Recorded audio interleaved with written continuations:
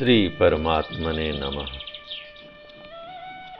श्री वाल्मीकि रामायण उत्तरकांड 67वां सर्ग। च्यवन मुनि का शत्रुघ्न को लवणासुर के शूल की शक्ति का परिचय देते हुए राजा मांधाता के वध का प्रसंग सुनाना। एक दिन रात के समय शत्रुघ्न ने भृगुनंदन ब्रह्मर्षि च्यवन से पूछा, ब्रह्मन, लवणासुर में कितना बल है, उसके शूल में कितनी शक्ति है? उस उत्तम शूल के द्वारा उसने द्वंद्व युद्ध में आए हुए किन किन योद्धाओं का वध किया है? महात्मा शत्रुघ्न जी का यह वचन सुनकर महातेजस्वी च्यवन ने उन रघुकुल नंदन राजकुमार से कहा, रघुनंदन, इस लवणासुर के कर्म असंख्य हैं।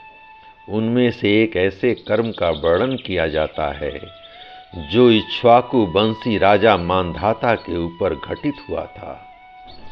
तुम उसे मेरे मुंह से सुनो। पूर्व काल की बात है। अयोध्यापुरी में युवनाश्व के पुत्र राजा मांधाता राज्य करते थे।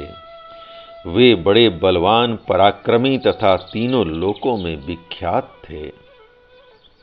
उन पृथ्वीपति नरेश ने सारी पृथ्वी को अपने अधिकार में करके यहाँ से देवलोक पर विजय पाने का उद्योग आरंभ किया। राजा मांधाता ने जब देवलोक पर विजय पाने की इच्छा से उद्योग आरंभ किया, तब इंद्र तथा महामनस्वी देवताओं को बड़ा भय हुआ। मैं इंद्र का आधा सिंहासन और उनका आधा राज्य लेकर भूमंडल का राजा हो देवताओं से बंदित होकर रहूंगा, ऐसी प्रतिज्ञा करके वे स्वर्ग लोक पर जा चढ़े। उनके खोटे अभिप्राय को जानकर पाक शासन इंद्र उन युवनाश्व पुत्र मांधाता के पास गए और उन्हें शांति पूर्वक समझाते हुए इस प्रकार बोले, पुरुष प्रवर, अभी तुम सारे मृत्युलोक के भी राजा नहीं हो। समूची पृथ्वी को बस में किए बिना ही देवताओं का राज्य कैसे लेना चाहते हो? वीर, यदि सारी पृथ्वी तुम्हारे बस में हो जाए तो तुम सेवकों, सेनाओं और सवारियों सहित यहाँ देवलोक का राज्य करना। ऐसी बातें कहते हुए इंद्र से मांधाता ने पूछा, देवराज, बताइए तो सही, इस पृथ्वी पर कहाँ मेरे आदेश की अवहेलना होती है? तब इंद्र ने कहा, निष्पाप नरेश, मधुवन में मधु का पुत्र लवणासुर रहता है, वह तुम्हारी आज्ञा नहीं मानता। इंद्र की कही हुई यह घोर अप्रिय बात सुनकर राजा मांधाता का मुख लज्जा से झुक गया। वे कुछ बोल न सके। वे नरेश इंद्र से विदा ले मुंह लटकाए वहां से चल दिए और पुनः इस मर्त्यलोक में आ पहुंचे। उन्होंने अपने हृदय में अमर्ष भर लिया। फिर वे शत्रु दमन मांधाता मधु के पुत्र को वश में करने के लिए सेवक, सेना और सवारियों सहित उसकी राजधानी के समीप आए।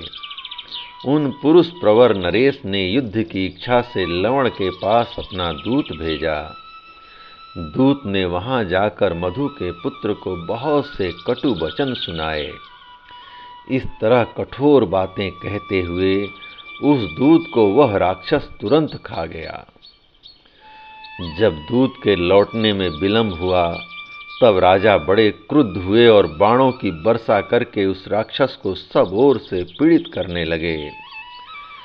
तब लवणासुर ने हंसकर हाथ से वह शूल उठाया और सेवकों सहित राजा मांधाता का वध करने के लिए उस उत्तम अस्त्र को उनके ऊपर छोड़ दिया।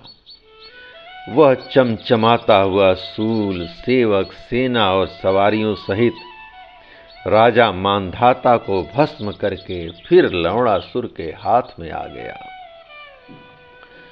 इस प्रकार सारी सेना और सवारियों के साथ महाराजा मांधाता मारे गए।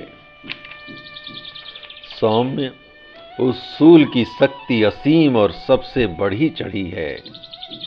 राजन, कल सवेरे जब तक वह राक्षस उस अस्त्र को न ले, तब तक ही शीघ्रता करने पर तुम निसंदेह उसका वध कर सकोगे और इस प्रकार निश्चय ही तुम्हारी विजय होगी। तुम्हारे द्वारा यह कार्य संपन्न होने पर समस्त लोकों का कल्याण होगा। नरश्रेष्ठ, इस तरह मैंने तुम्हें दुरात्मा लवण का सारा बल बता दिया और उसके शूल की भी घोर एवं असीम शक्ति का परिचय दे दिया। पृथ्वीनाथ, इंद्र के प्रयत्न से उसी शूल के द्वारा राजा मांधाता का विनाश हुआ था। महात्मन, कल सवेरे जब वह शूल लिए बिना ही मांस का संग्रह करने के लिए वह निकलेगा, तभी तुम उसका वध कर डालोगे, इसमें संशय नहीं है। नरेंद्र, विजय अवश्य ही तुम्हारी होगी। जय राम जी की। इस प्रकार श्री वाल्मीकि निर्मित आर्ष रामायण आदि काव्य के उत्तर कांड का 67वां सर्ग प्रभु श्री राम की कृपा से पूर्ण हुआ। जय राम जी की।